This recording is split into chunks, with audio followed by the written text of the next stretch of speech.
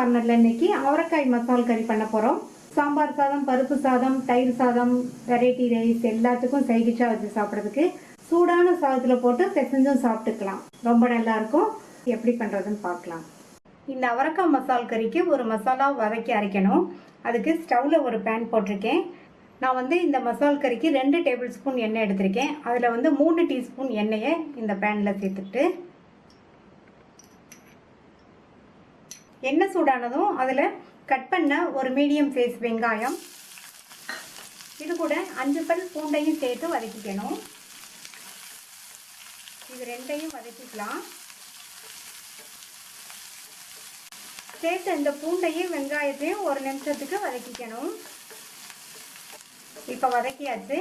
இது கூட கொஞ்சமாக கறிவேப்பிலை, ஒரு மீடியம் சைஸ் தக்காளி கட் பண்ணதையும் சேர்த்து வதக்கிக்கலாம். தக்காளி இதுக்கு அதிகமாக சேர்க்கக்கூடாது, இந்த அளவு சேர்த்தா போதும். இப்போ தக்காளியும் நல்லா வதங்கி வரட்டும். தக்காளியும் ஓரளவு வதங்கிடுச்சு. இது கூட 1.5 டீஸ்பூன் தனி மிளகாத்தூள். இந்த காரம் கரெக்டாக இருக்கும், நீங்கள் உங்கள் தேவைக்கு தகுந்தபடி சேர்த்துக்கோங்க. 1.5 டீஸ்பூன் மல்லித்தூள், 1/4 டீஸ்பூன் சீரகத்தூளையும் சேர்த்து நல்லா வதக்கிக்கணும். ஒரு 2 நிமிஷத்துக்கு வதக்கிக்கங்க. இந்த மசாலா தூளோட பச்சை வாசனை எல்லாம் போயிடும். எல்லாமே வதங்கி மசாலா தூளோட பச்சை வாசனை போயிடுச்சு. இதை நல்லா ஆறுனதுக்கப்புறமா மிக்ஸி ஜாரில் சேர்த்துக்கலாம். மிக்ஸி ஜாரில் சேர்த்தாச்சு. இதில் கொஞ்சமாக தண்ணி சேர்த்து நல்லா நைஸாக அரைச்சிக்கலாம். இந்த பேனில் 2 டேபிள் ஸ்பூன் எண்ணெயில் 3 டீஸ்பூன் எண்ணெய் சேர்த்து வதக்கிட்டோம். மீதி உள்ள எண்ணெயை இதில் சேர்த்துக்கலாம். இதுக்கு எண்ணெய் கொஞ்சம் அதிகமாக சேர்த்தா தான் நல்லாயிருக்கும். எண்ணெய் சூடாயிடுச்சு. இதில் 1/2 டீஸ்பூன் கடுகு பொரிஞ்சதும் 1/2 டீஸ்பூன் உளுந்து, அடுத்து கறிவேப்பிலை, 1/4 கிலோ அவரைக்காயை சைடில் உள்ள நார்லாம் எடுத்துட்டு இந்த மாதிரி சைஸ் துண்டுகளாக கட் பண்ணி வச்சுருக்கேன். அதை இந்த எண்ணெயில் சேர்த்துட்டு இந்த எண்ணெயிலேயே 2 நிமிஷத்துக்கு நல்லா வதக்கிக்கணும்.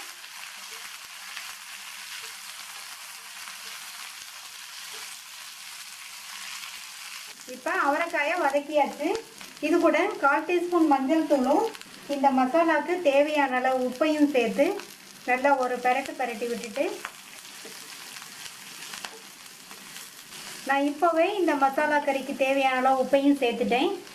இது கூட 1/4 கப் தண்ணி சேர்த்துக்கலாம்.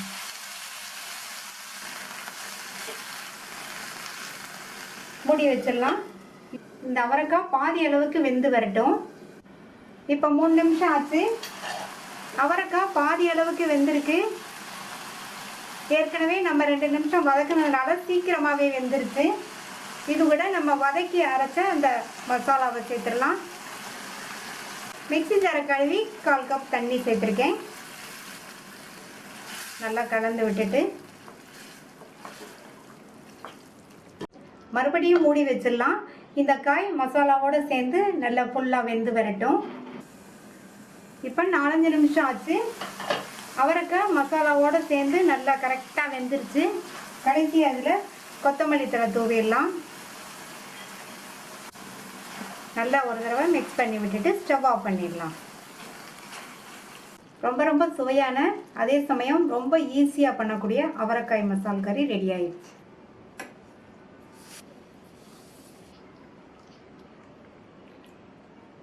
இந்த மசால் கறியை ட்ரை பண்ணி பார்த்துட்டு உங்கள் கமெண்ட்ஸை சொல்லுங்கள். தேங்க்யூ.